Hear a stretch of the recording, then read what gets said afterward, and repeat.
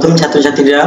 আমরা ইতিমধ্যেই জেনেছি প্রাচীন মানুষ ছিল যাযাবর, কিভাবে তারা শিখলো চাষবাস ও পশুপালন এবং গড়ে তুললো স্থায়ী বসতি ও সমাজ।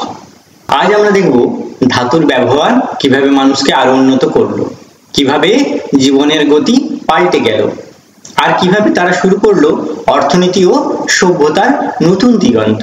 চলো শুরু করি। পাথরের যুগ থেকে ধাতুর যুগে প্রবেশ।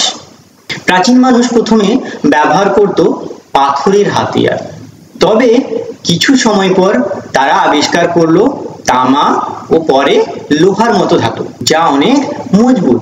তারা দেখতে পেল ধাতু গলিয়ে অস্ত্র বানানো যায়, তা অনেক টেকসই।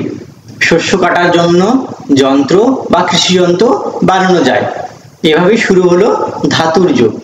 তিনটি পর্যায়ে কিন্তু ধাতুর যুগে বিভক্ত। একটা হচ্ছে তাম্র যুগ, আরেকটা আছে তাম্র পাথরের যুগ, আরেকটা আছে লোহা যুগ। ঠিক আছে, প্রথমে আলোচনা করছি লোহার ব্যবহার। আর কৃষিক্ষেত্রে তার কিন্তু একটা বিপ্লবের কাজ করেছিল। লোহার আবিষ্কার করলো আরো এক বড় পরিবর্তন। লোহার সাহায্যে মানুষ তৈরি করলো শক্তিশালী কাস্তে, দা, কুঠার, নাঙ্গল। ফলে তারা কি করলো না, জঙ্গলের বড় গাছ কাটতে পারলো, বড় মাঠ পরিষ্কার করে চাষ করলো, শস্য উৎপাদন অনেক বেড়ে গেল। লোহা কৃষিতে কিন্তু বিপ্লব এনে ফেললো। কি করলো না, যা খাদ্যের যোগানে বৃদ্ধি করলো। এতে সমাজ কি তৈরি হলো না, অতিরিক্ত খাদ্য মজুদের যে প্রয়োজনীয়তা ছিল সেটা অনেকটা বেড়ে গেল। বিনিময়ের ধারণাটা কিন্তু এখান থেকে শুরু হলো। হেডিং করো বিনিময় ও অর্থনীতি গঠন। অতিরিক্ত খাদ্য হওয়ায় এক সময় দেখা দিল বিনিময় ব্যবস্থা। তখন তো টাকা ছিল না, তারা কি করতো না, শস্য দিয়ে বাসনের বিনিময় করলো, দুধ দিয়ে মাটির পাত্র নেওয়া, পশুর বিনিময়ে সরঞ্জাম। এই বিনিময় প্রক্রিয়াটাকে বলা হয় বার্টার সিস্টেম। এই ব্যবস্থার মাধ্যমে ধীরে ধীরে গড়ে উঠলো বাজার, অর্থনীতি, সম্পত্তির ধারণা। বুঝতে পারলে? এবারে হেডিং করো সমাজ ও নেতৃত্বের গঠন।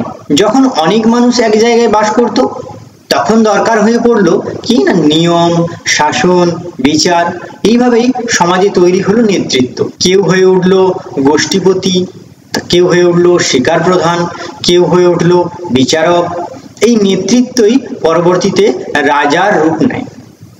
মানুষ তখন দলবদ্ধ হয়ে পরামর্শ করত, সিদ্ধান্ত নিত, সমস্যার সমাধান করত। এইভাবেই প্রশাসনের প্রাথমিক রূপ গড়ে উঠল। এবার হেডিং করো ধর্ম ও সংস্কৃতির সূচনা। মানুষ তখনও প্রকৃতিকে ভয় পেত।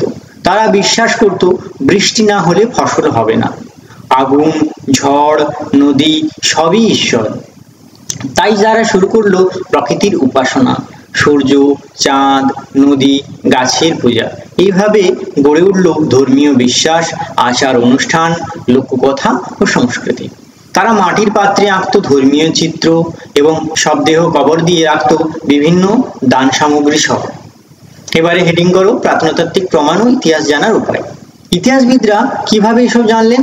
তারা গবেষণা করলে খননস্থল থেকে প্রাপ্ত বস্তু থেকে বাসন, অলংকার, অস্ত্র, এছাড়া গুহাচিত্র, কবরস্থান, এইসবকে বলা হতো প্রত্নতাত্ত্বিক নিদর্শন বা আর্কিওলজিক্যাল এভিডেন্স। এই নিদর্শন থেকেই বোঝা যায় কে কোথায় থাকতো, কেমন ছিল তাদের জীবন, কবে ধাতু ব্যবহার শুরু হলো, সমাজ কেমন ছিল। তাহলে স্টুডেন্টরা, আজকে আমরা কি কি শিখলাম? পাথর থেকে ধাতু সভ্যতার বড় এক ধাপ। লোহার ব্যবহার কৃষিতে বিপ্লব কিভাবে এনেছিল, বিনিময়ের মাধ্যমে অর্থনীতি গড়ে উঠেছে, আর সমাজের নিয়ম, নেতৃত্ব ও ধর্ম কিভাবে এসেছে। প্রত্নতাত্ত্বিক নিদর্শন আমাদের এইসব জানায়। এইভাবেই গড়ে উঠল সভ্যতার ভিত্তি। তো আজকের ক্লাস এই পর্যন্ত। পরবর্তী ক্লাসে আমরা জানব এই অধ্যায়ের সম্পূর্ণ সারাংশ এবং এই অধ্যায়ে যে কোয়েশ্চেন অ্যান্সারিং কিছু হবে, তো সেইগুলোর বিষয়ে একদম ডিটেলসে ক্লাস হবে, যাতে পুরো অধ্যায়টা আবার ঘুরে রিভাইজ হয়ে যায়। তো এর সঙ্গে সঙ্গে আমি অনুশীলনটাও তোমাদের চাইবো করিয়ে দিতে। ঠিক আছে, তো আজ এই পর্যন্ত। পরবর্তী ক্লাসে যে টপিকসগুলো বললাম ওইগুলোই আলোচনা হবে। তাই জন্য প্রথম থেকে যেগুলো পড়িয়েছি ওইগুলো একবার রিভাইজ করে নাও, যাতে অনুশীলনটা করতে খুব সুবিধে হয়, যাতে তোমাদের আর কোনো না অসুবিধা, একদম ক্লিয়ার হয়ে যায় পুরো এই অধ্যায়টা। ঠিক আছে, তো নেক্সট ক্লাসে দেখা হচ্ছে, তোমরা ভালো করে রিভাইজ করতে থাকো।